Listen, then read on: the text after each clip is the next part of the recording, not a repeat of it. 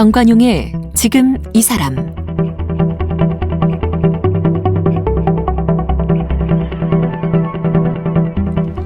여러분 안녕하십니까? 정관용입니다. 한번 선택한 전공 또 직업이 맞는 것 같아서 오랫동안 주어진 삶을 살다가 우연히 새로운 분야를 경험하게 되면서 인생 진로를 확 바꾸는 그런 분들 종종 있죠. 그래서 알 수 없는 게 인생이기도 합니다. 단국대학교 건축학부의 정태종 교수, 치과 의사로 진료실에서 환자를 만나다가 30대 중반 이후에 건축 공부를 시작하고 지금은 건축가로 살아가고 있는 분입니다. 여행에서 만났던 건축물에 호기심이 생겼고 취미삼아 건축책을 들여다본 것이 인생 방향을 완전히 바꾸는 계기가 됐다고 하는데, 오늘 치과의사 출신 건축가, 단국대학교 건축학부 정태종 교수를 만나봅니다. 정태종 교수는 서울대학교 치과대학을 졸업했습니다. 가톨릭대학교 성모병원에서 치과교정과 수련의와 의학 박사를 마쳤습니다.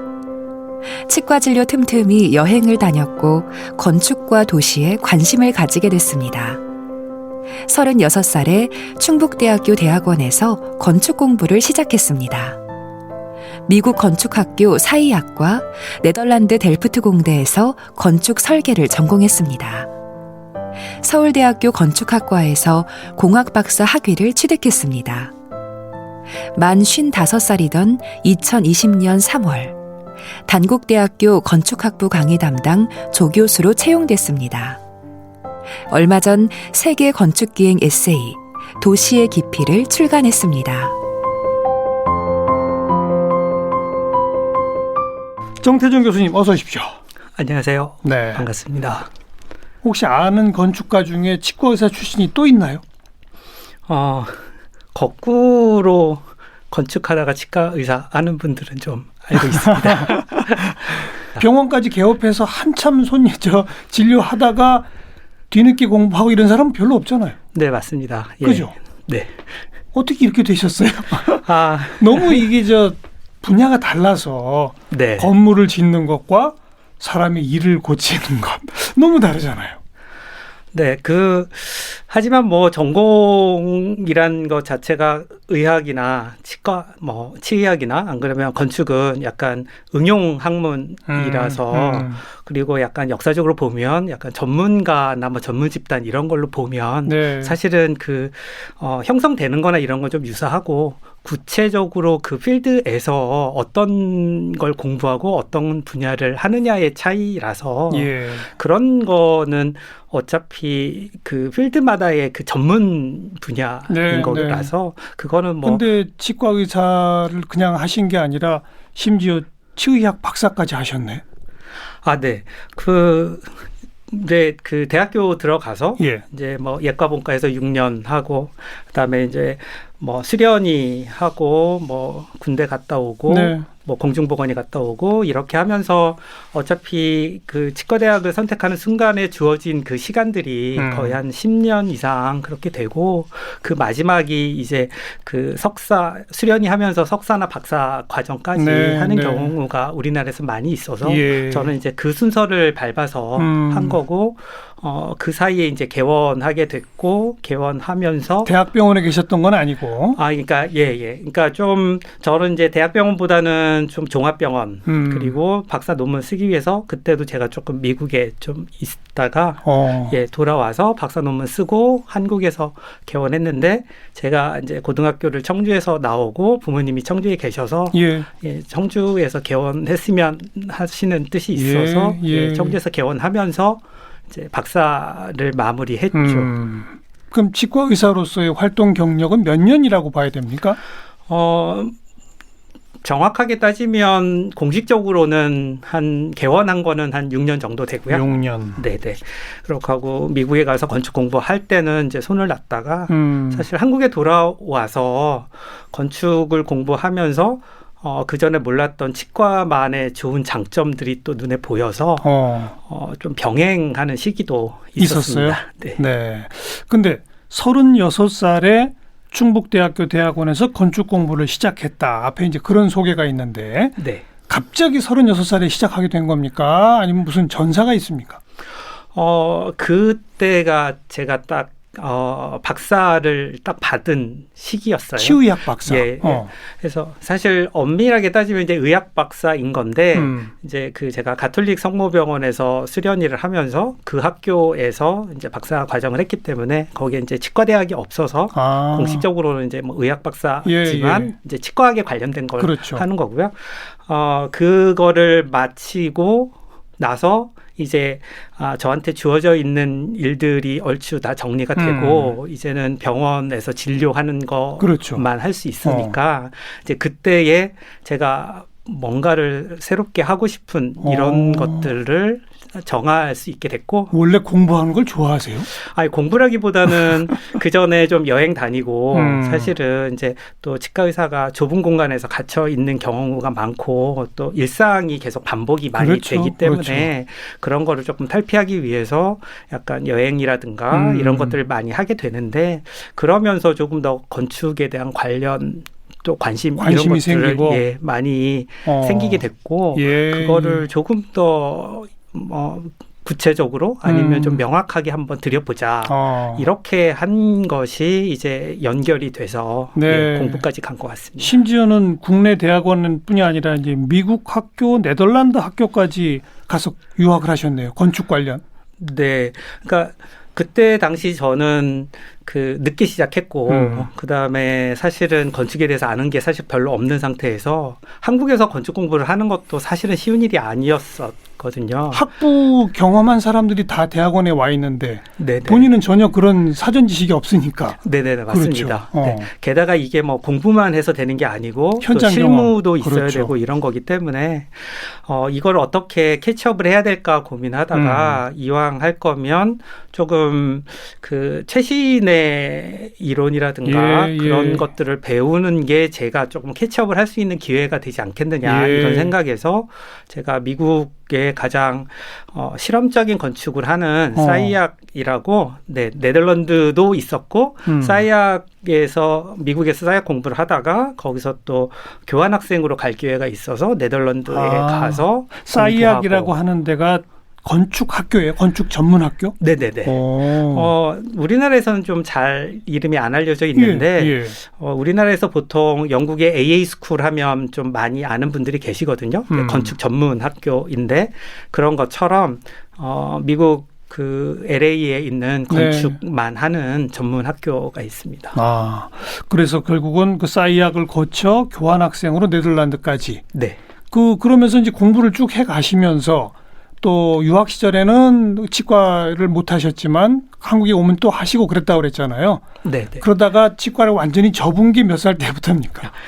사실 저는 전공이 치과 교정이라서 조금 파트타임에 그게 가능하거든요. 그래서 사실 학교 들어가기, 그러니까 단국대학교 들어가기 전까지 좀 간간히 계속 했습니다. 직접 병원을 그럼 개원은 한 건 아니고 그건 안 되는 거죠. 네네네. 그러니까 제가 말한 건 개원 병원을 접은 게 몇 살 때? 개원 병원 접은 건 그 미국 유학 가면서 접었으니까 2003년. 그리고 유학에서 돌아오셔서는 건축사 사무소, 설계 사무소도 혹시 만드셨어요? 네네. 설계 사무소도 했죠. 그럼 설계 사무소 하다가 간간히 치과 교정하러 또 가시고 투잡을 뛰신 거네? 맞습니다. 네. 사실 저는 건축사가 네덜란드 건축사라서 한국에서 제가 제 이름으로 건축사 사무실을 할 수는 없어서 그래요? 그러니까 남의 이제 사무실에? 파트너로 같이 하게 돼서 한국 건축사인 사람들과 병행해서 하면서 일을 좀 나눠서 해서 저는 디자인 쪽에 주력을 했고 그렇게 하고 이제 나머지 시간은 이제 치과 교정의 이제 일부를 조금씩 하면서 그 두 개의 밸런스를 조금 맞추려고 했었습니다. 네. 하지만 어떤 파트너가 된 이 건축사와 함께 본격적인 건물 설계 작업을 하고 동시에 치과 교정도 하신 세월이 한 10몇 년은 되는 겁니까, 그럼? 10년 정도, 10년 정도 됐습니다. 혹시 그 10년 사이에 본인이 직접 설계에 가담해서 좀 유명한 건물들이 있나요? 사실 뭐 그렇게 제가 제 작품이다라고 하면서 이렇게 어디 상을 받거나 유명하게 된 거는 아직은 없고요. 개인적으로 조그마한 주택이라든가 아니면 뭐 이제 서울의 근린생활시설 같은 그런 작품들, 그리고 이제 공모전 같은 데에서 뭐 입선이라든가 이런 것들은 좀 몇 가지 있습니다. 네. 대형 건물 설계를 주로 하는 데가 있고 네. 개인 주택이나 뭐 이런 거를 좀 독특하게 하시는 분들이 있고 좀 차이가 있잖아요. 네네. 주로 어느 쪽으로 하셨어요? 저는 개인적으로 선호하는 건 그런 작은 아틀리에처럼 디자인 중심으로 해서 하는 것들을 주로 하고요. 하지만 뭐 그 사무실이란 게 이거를 선택하기가 어렵죠. 사실은 좀 어려워서 네. 보통은 조금 대형 프로젝트이 아무래도 유지하는 데 조금 더 유리하기 때문에 그걸 병행할 수밖에 없는 상황이었습니다. 이제 그러다가 2020년 작년부터는 아예 단국대학교 교수로 가시면서 이제는 치과 교정은 안 하시겠네? 네, 이제는 정리했습니다.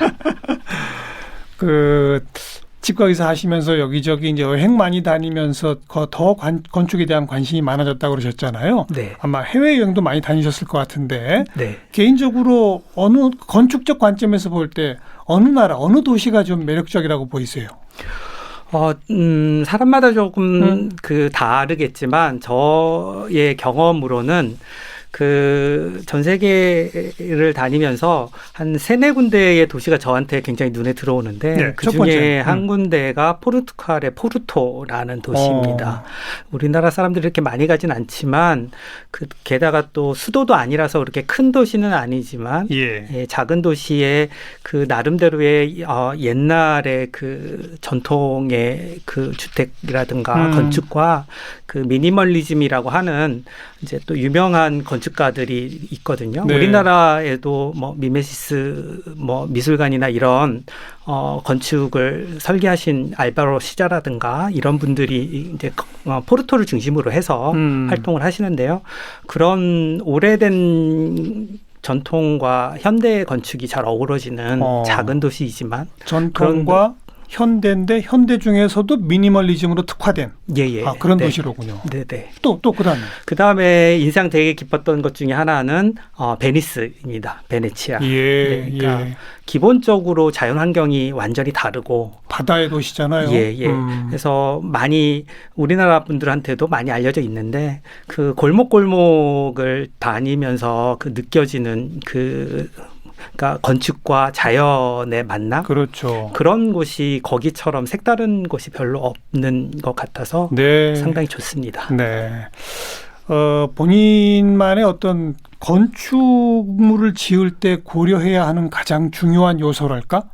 본인만의 어떤 그게 건축 철학이 될 텐데 뭐라고 설명할 수 있겠습니까? 건축은 자세히 살펴보면 개인이 사용하는 사용자가 중심이 될 수밖에 없어서 그런 개인의 약간 미시사적인 그런 아주 구체적인 공간이 필요하고 하지만 건축이란 건 또 어떤 시대라든가 아니면 주 흐름이라고 하는 이런 것들이 또 같이 만나야 되는 상황이라서 그런 추상적이고 거대사적인 것들이 만나는 접점이라고 저는 생각을 합니다. 그렇기 때문에 건축을 설계할 때 뭐 기능적으로만 풀어내거나 안 그러면 어떤 미학적으로만 풀어내는 게 아니라 그 두 가지가 적절하게 합쳐져서 문제가 없게 돼야 좋은 건축이라고 저는 생각을 하고 그런 것이 고려가 돼서 나오는 건축물들이 어찌 들으면 너무 당연한 말씀인 게 기능에만 충실해서 꼴 보기 싫은 건물 진짜 싫잖아요. 네네. 폼만 잡아가지고 들어가면 불편하게 짜기면 있을 수 없죠. 하지만 생각보다 현실에는 그런 경우가 굉장히 많습니다. 기능과 미학의 조화라는 게 그만큼 어렵군요. 그렇게 생각됩니다. 네. 매번 작품 하실 때마다 그렇죠. 아무래도 아쉽고 끝나고 나면 아쉽고. 네, 맞습니다. 네, 아무래도 그 주어진 땅이라든가 조건은 같은 게 하나도 없고 거기에 또 요구하는 사항이라든가 이런 것도 다 다르기 때문에 게다가 그거를 풀어나가는 방법도 사실 건축가마다 조금 다를 수 있어서 그것들을 어떻게 정당화시키고 그다음에 그거를 근거를 대고 그거를 설득해서 이 내가 설계한 것이 좋은 결과로 나타나느냐를 이해시키는 것들이 상당히 중요하다고 생각합니다. 특히 또 거기에 돈 문제가 개입되니까 욕심대로 비용을 쓸 수도 없는 거 아니에요. 네네. 야, 그러니까 이 건축주라고 하죠. 건축 설계를 의뢰한 측과 또 그 지역 인근 주민들, 지자체, 행정관서 그 사이에서 소통을 제대로 잘 해내야만 되는 거 아닙니까? 네, 그래서 건축가라는 직업이 예전에는 설계를 하고 디자인을 하는 사람의 역할이 더 컸다가 최근에는 약간 코디네이터의 역할이 더 커지는 거죠. 네네. 그렇죠. 소통하는 사람. 네. 그러려면 정말 사회적 역량도 필요한 것 같아요. 그냥 공학적 설계 역량만 갖고 되는 게 아닌 것 같아요. 네. 그래서 저도 사실 처음 공부할 때는 디자인이나 아니면 엔지니어링이라든가 어떤 그 지식의 관점에서 공부를 많이 했는데 실제로 최근까지 이런 실무를 하다 보니까 그런 것들에 어떤 이론적인 배경도 필요하고 사회적인 관점도 필요하고 그것들이 다 모여서 건축이 되는 거기 때문에 그런 것들이 오히려 더 중요한 역할을 하는 것 같습니다. 그래서 어찌 보면 이 건축 설계 디자인이라고 하는 거는 정말 종합 영역 같더라고요. 설계 공학적 기본 없으면 절대 안 되잖아요. 거기다가 미학적인 거, 문화예술적인 거 있어야 되잖아요. 그러면서 사람들과의 관계 이것도 없으면 안 되잖아요. 진짜 종합 영역 같더라고요. 맞습니다. 그만큼 할수록 더 어렵겠죠. 네. 자, 이번에 보니까 우리 교수님께서 제가 좀 생소한 몇몇 용어들을 쓰시더라고요. 헤테로토피아, 바이오미미크리. 네네. 이게 건축 쪽에서는 정형화된 용어입니까? 제가 좀 생소해서. 그 현대건축이란 분야에서 보면 그 현대건축의 설계 방법 중에 여러 가지가 있지만 그 중에 몇 가지가 그렇게 철학이나 사회학에서의 중요한 어떤 개념들을 가져다가 그거를 건축화시키고 공간화시키는 것들이 많이 있는데 그 중에 하나가 헤테로토피아. 무슨 뜻입니까? 헤테로토피아는 미셸 푸코가 1966년 말과 사물에서 이야기했었던 개념인데요. 공간적 관점에서 봤을 때 우리 사회에 여러 가지 다양한 프로그램들이 있는데 뭐 주택도 있고 그다음에 뭐 여러 가지 문화시설도 있고 그런데 일상에서 벗어난 아주 독특한 분위기나 아니면 독특한 프로그램으로서 운영이 되는 이런 시설들을 헤테로토피아라고 대표적인 예가 어떤 겁니까? 예를 들면 뭐 문화시설, 뭐 미술관이라든가 뭐 음악당 이런 것들도 헤테로토피아가 될 거고 그다음에 제가 예를 든 것 중에 하나는 묘지 같은 거. 그러니까 뭐 경주 같은 경우는 도시 한복판이 아예 그 신라 고분으로 되어 있습니다. 그렇죠. 그런 것들이 일상과 가까이 있지만 사실은 굉장히 격리될 수 있는 이런 건데 그것들이 일상에서 같이 어우러지고 있는데 그래서 결국은 주변에 현실적으로 있지만 실제로 보면 굉장히 독특하고 그래서 우리 사회에서 새로운 낯선 거를 느끼게 하는 시도해 볼 수도 있는 종교시설도 그것 중에 하나 아닐까요? 네, 맞습니다. 문화시설 뭐 공동묘지 같은 거, 종교시설, 일상의 공간이 아닌 것들 여기가 가장 어찌 보면 실험적인 건축 시도가 많이 이루어지는 공간이기도 하죠.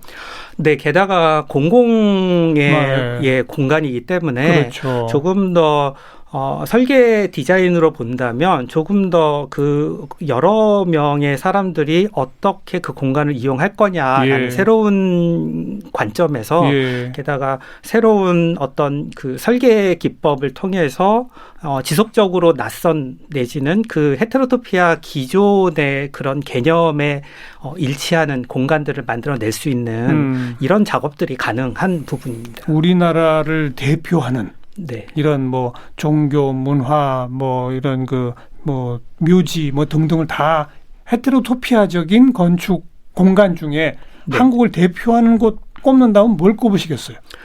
한국을 대표한다면 저는 제 책에서도 좀 언급했지만 종묘.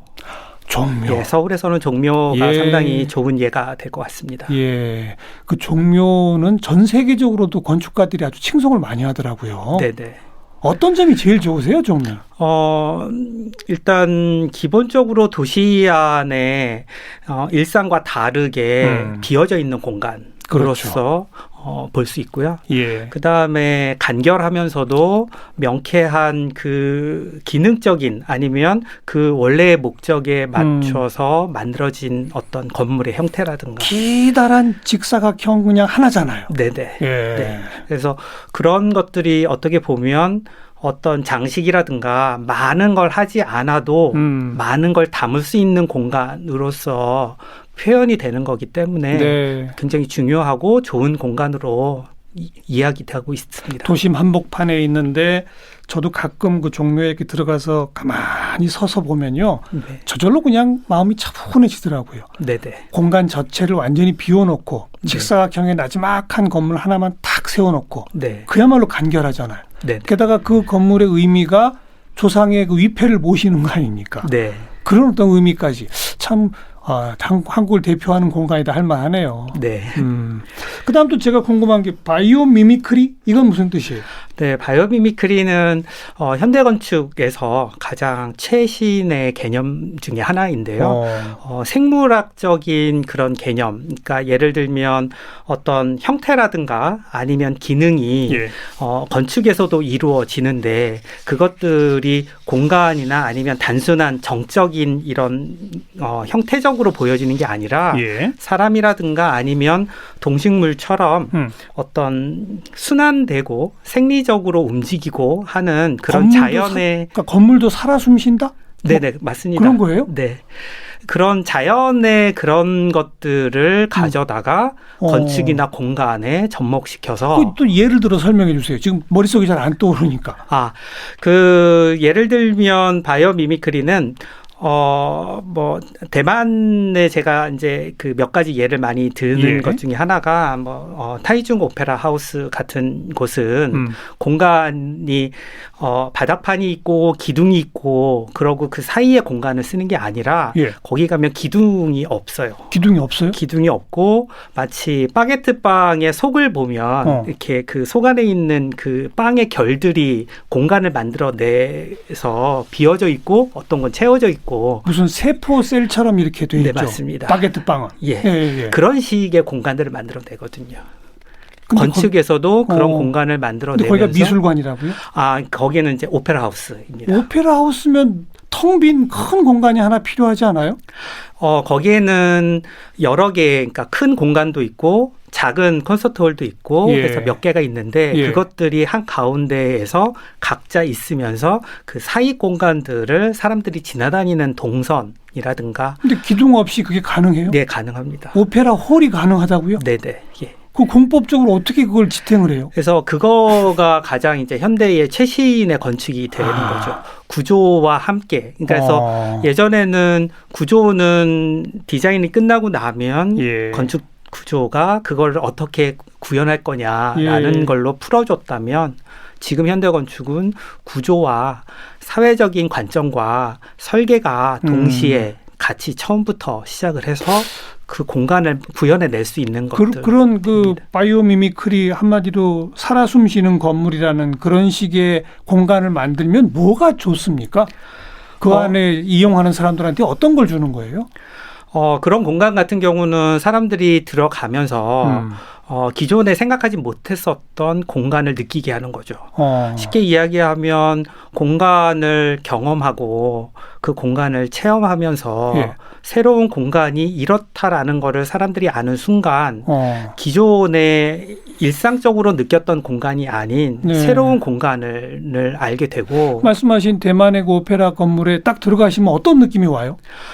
거기는 딱 들어가면 겉에서 보면 약간 케이크 잘라놓은 것 같은 느낌. 케이크 잘라놓은. 단면이 이렇게 보이는데 그 단면도 이 공간의 속안의 형태가 일부 나타난 것처럼 보여서 빵을 잘라놓은 것 같은 그런 느낌입니다. 그래서 그런 경우는 기존에 우리 그 도시에서 볼 수 있는 그런 건물하고 완전히 다르게 되죠.